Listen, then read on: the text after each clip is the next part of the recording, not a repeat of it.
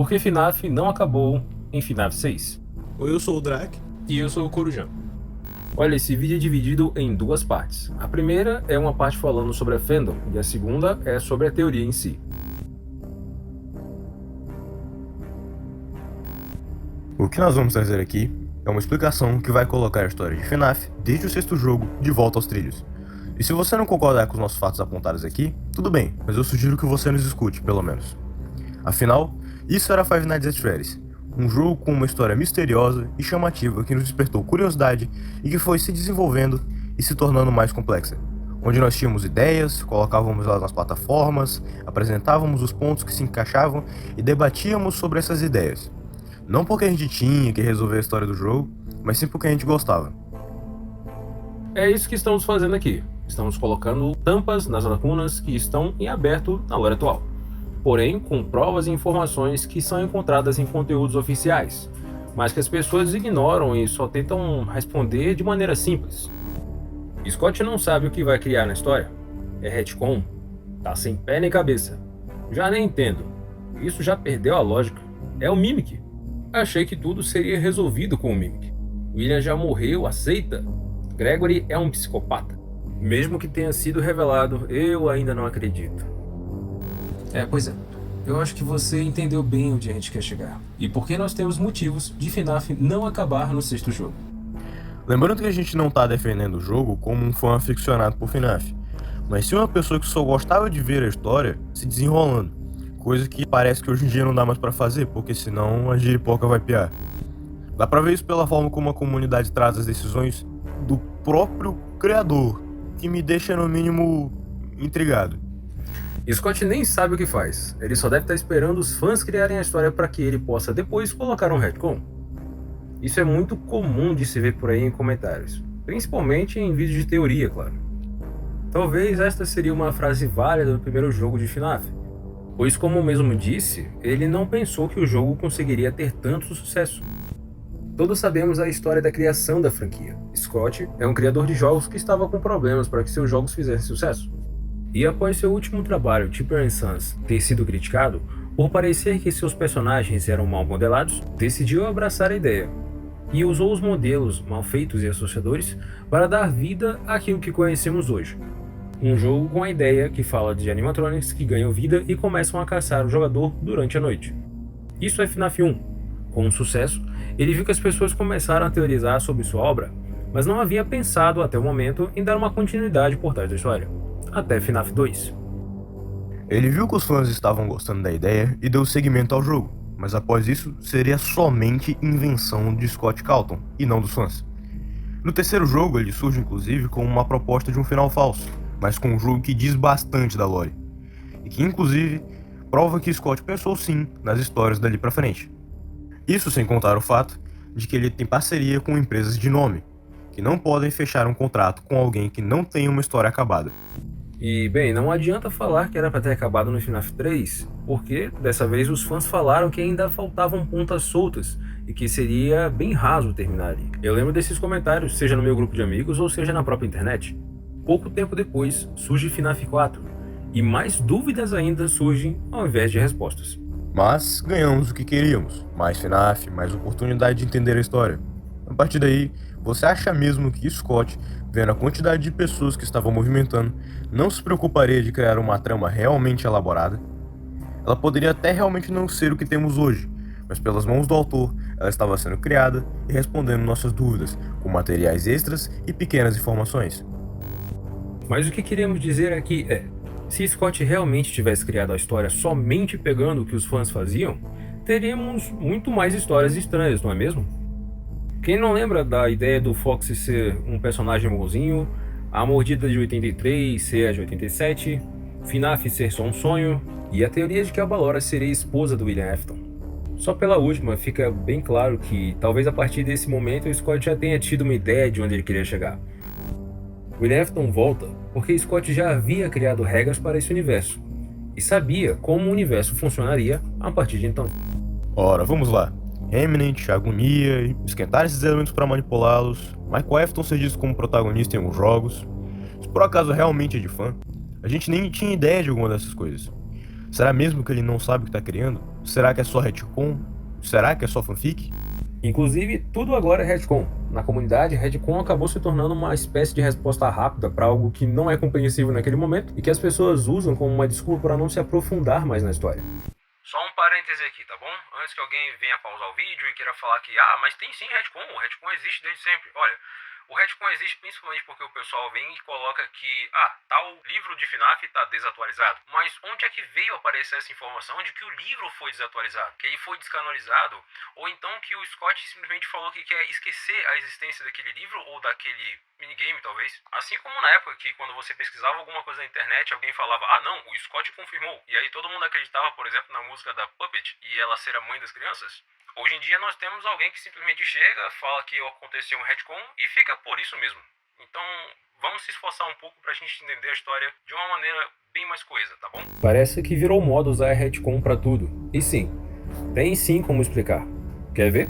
O Mimic, o cara que quebrou a história de FNAF, o salvador do FNAF, o cara que enterrou o William, ou como a galera tá chamando aí, o maior retcon de FNAF. Mas será que ele realmente é tudo isso?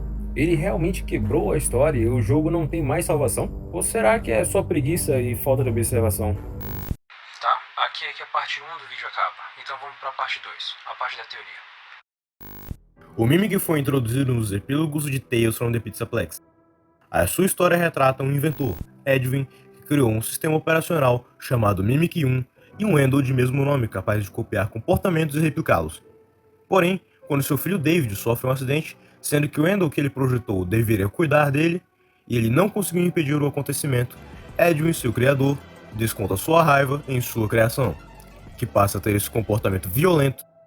Tempos depois, ele é encontrado pela Fazbear e usado pela mesma, porém, Mimic acaba matando todos os funcionários envolvidos. É levado para o Pizzaplex, provavelmente depois de ser parcialmente contido. Seu software Mimic 1 é usado pela Fazbear para compor o Storyteller, programa responsável por dar vida ao Pizzaplex e determinando as características dos animatrônicos do local e sua forma de agir. Daí sabemos que mesmo antes de Security Breach, onde jogamos, os Glenrocks têm problemas de configuração de personalidade. Enquanto isso, o Mimic Endo volta a dar problemas dentro do subterrâneo do prédio, onde fica caçando os personagens do epílogo para assim conseguir matá-los. E que só consegue sair no final de Ruin, quando a Cassie acidentalmente o liberta. Em algum momento da história, esse personagem interagiu com algo a mais na timeline original de FNAF? Principalmente sabendo que o cara foi enterrado numa parede de concreto depois disso? Não. Ele possui a sua própria história onde ele não interage com a Fazbear, a não ser a partir do ponto em que o Edwin fecha negócio com a Fazbear, onde ele começa a fazer parte da história principal. E nós dizermos que ele copiou o William, mesmo com o argumento de que os assassinatos de William já são falados por todos como reais, como foi dito nos livros, isso não fica subentendido que ele conhece sim o William. O Mimic nunca teve contato com ele. Mesmo que tivesse, ele saberia, por alto, somente por histórias, se algum funcionário tivesse conversado perto dele. Ele nunca viu os movimentos do William, quero dizer, o Mimic funciona de forma simples. Ele vê uma ação, um movimento e a reproduz. Por acaso ele tenta nos atacar com uma faca durante Ruin? De alguma forma de tortura? Ele age de maneira teatral como William pode agir? Não, ele é apenas agressivo como seu próprio criador. E uma maneira de provar isso são os áudios de FNAF Security Breach, onde vemos a psicóloga perguntando o porquê do paciente ter mentido sobre seus pais, e ele explica com detalhes atos de William contra sua família e esposa. E se alguém modificou essa história, essa pessoa precisava saber de William. Ou seja, quem teria colocado essa história seria o próprio William Afton, e não o Mimic, porque não tem como ele ter copiado com tanta exatidão isso. E não adianta nem dizer, mas ele copiou do VR, sendo que, se for assim, como a Fazbear sabia da vida pessoal do assassino? O único objetivo do Mimic era sair de sua caverna, não substituir alguém que ele nunca ouviu falar ou tentar ser melhor que o William. Existe alguma data ou informação concreta que o Mimic foi para a Silver Parasol e para a segunda equipe? Que ele entrou em contato com os desenvolvedores? Não. Ou seja, não tem como ele ser o Glitchtrap. Principalmente como dito antes, já que ele não é e nem está nas peças daquela equipe, pois está no subsolo. E outra, se ele copiou o William, então significa que o William precisa estar lá, para que possa ser copiado tão perfeitamente. É lógico. Como nós falamos, o Mimic serve para explicar 3 coisas. Primeira, por que os Glenrock se comportam dessa maneira? 2. Por que o Pizzaplex tem tantos problemas? 3. Como uma comunidade pode ficar tão violenta quando não se defende um personagem preferido? E é agora que todo mundo sai do vídeo. William Afton está vivo. Ué, mas por quê? Porque eu torço pro vilão? Porque não aceito que ele tenha morrido? Porque na verdade sou fã que não deixa que fale mal do William? Não, cara, é simples na verdade. Porque se encerrarmos a história como os fãs vêm encerrando, e que o Mimic está por trás de tudo, e que ele vai substituir o William, que ele infectou o Gregory e a Vanessa, temos frases como a lore é quebrada, isso é retcon e por aí vai. Porém, é só colocarmos de novo o vilão que temos originalmente, um pouco de realismo e cortar uma fanficada aí da fandom. E vamos entender que sim, tem sentido ele estar vivo. A história volta ao seu segmento normal e tudo volta a ter sentido. Enfim, o ponto é, FNAF 6 não colocou um basta no William. Connection terminated. I'm sorry to interrupt you, Elizabeth, if you still even remember that name, but I'm afraid you've been misinformed. This is where your story ends. And to you monsters trapped in the corridors, be still and give up your spirits. They don't belong to you. For most of you, I believe there is peace, although for one of you, the darkest pit of hell has opened to swallow you whole. Mesmo com o discurso incrível do Harry e a motivação do Michael para permanecer e acabar com tudo aquilo, esse esforço, por mais que lindo, foi sim em vão. Não querem desapegar desse final? Tudo bem, vamos aos fatos que temos. Henry não sabia como a agonia funcionava. Para entender isso, vamos voltar ao The Fourth Closet.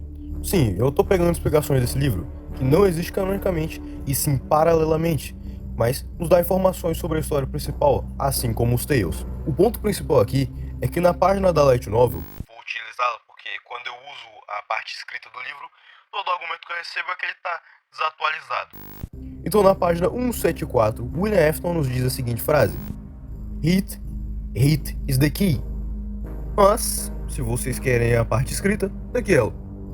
Olha lá, ó, tudo direitinho. Elevar a temperatura de um organismo com um corpo, com um sentimento, no universo de FNAF, faz com que ele possa ser manipulado com o bem entender. Atrás dele há um forno peculiar, que caberia até uma pessoa lá dentro. Ou seja, William entendeu uma forma de perdurar e manipular a agonia, aumentando a sua temperatura. Henry nunca pesquisou sobre isso, pois se ele tivesse conhecimento disso, ele jamais teria planejado por um fim nos animatrônicos e com William com fogo. Por isso ele continua desde FNAF 3. E em FNAF 6 não foi diferente. Ele queria estar ali. Ele não era racional naquele momento. What a deceptive calling. I knew it was a lie the moment I heard it, obviously. But it is intriguing nonetheless. Fascinating what they have become. You may not recognize me at first, but I assure you, it's still me. Ao queimar elevando a temperatura do William e dos outros animatronics, Molten Freddy, Puppet, Circus Baby e os demais, ele deu a William tudo o que ele queria, uma dolorosa, porém eficaz forma de continuar. Molten Freddy já era um amontoado de animatronics, e como dito pelo próprio William, esquente e tem algo que pode ser moldado e que deve ser controlado. Daí temos o Blob, que analisando por esse lado, deixa de ser um furo de roteiro. Na enciclopédia mostra que ele na verdade tem as mesmas origens do Inad e Molten Freddy, não um amontoado de animatronics criado pelas peças que o Mimic quebrou. Mas se o Blob são todos os outros animatronics, por que alguns acendem os olhos e outros não no corpo do Blob? Eu faço-lhes outra pergunta. Pelos livros que já temos até o momento, Together Forever, The Real Jake, Stitch Wraith, entendemos que o que é preciso para uma perdurar, além de queimá-la, é que ela precisa querer persistir e não se contentar que morreu. Se Henry e Michael estiverem dentro da pizzaria do FNAF 6, eles acreditam que está tudo acabado, se contentando com sua morte, sem ter a vontade de perdurar.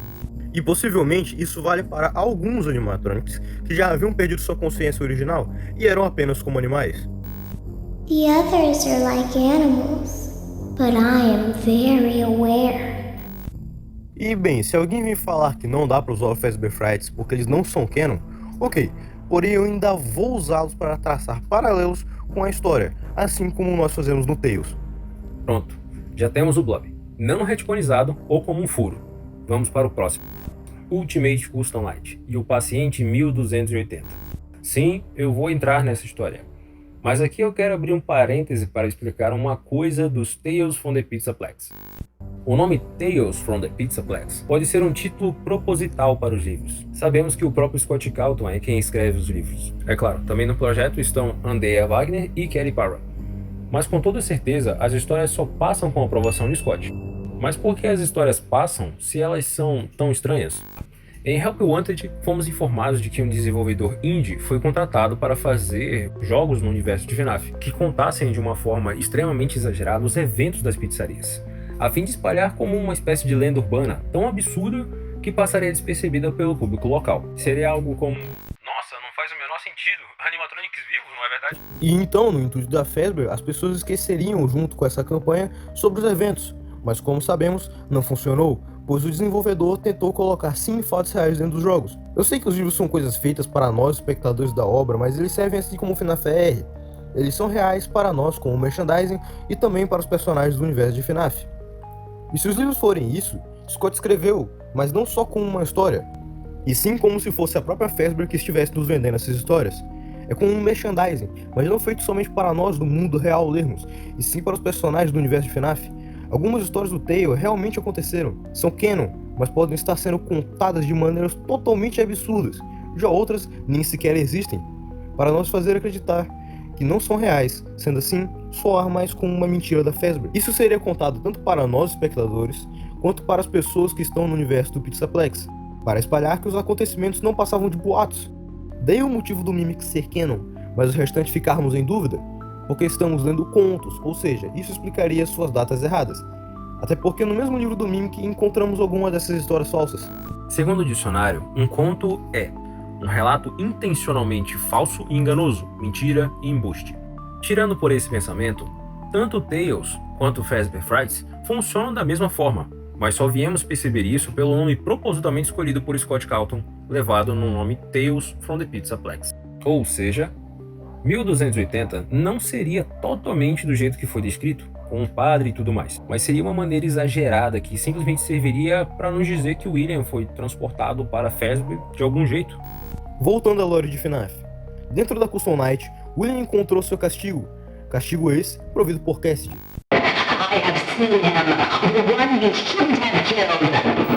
Por mais que ele tenha ficado um bom tempo ali, ele foi capaz de sair. Mas como ele saiu do inferno? Pois é, a explicação daquilo é que não é um inferno.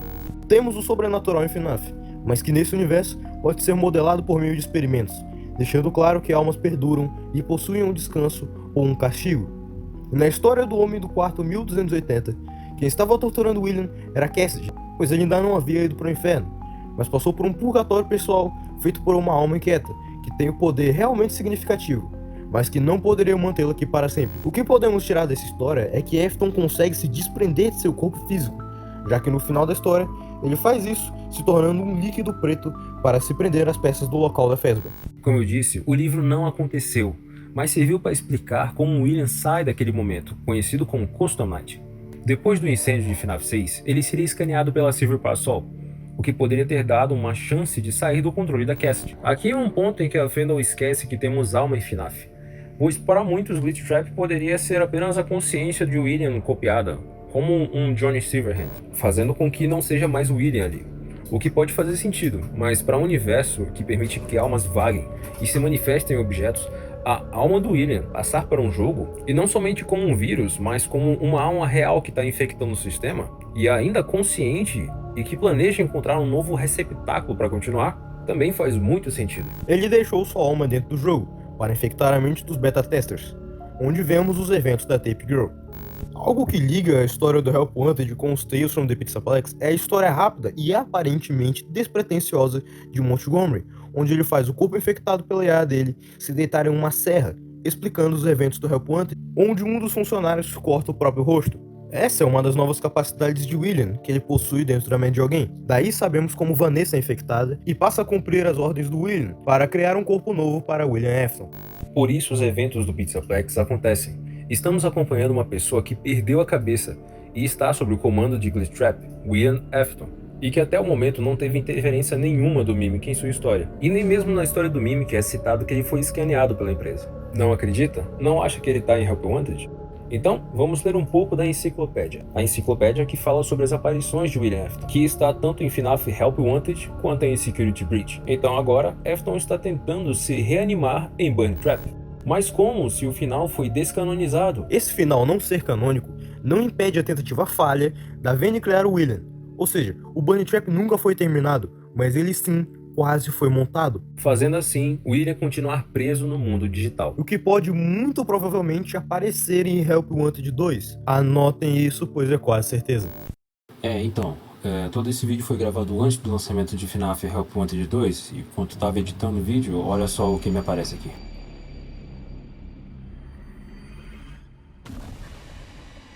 Opa!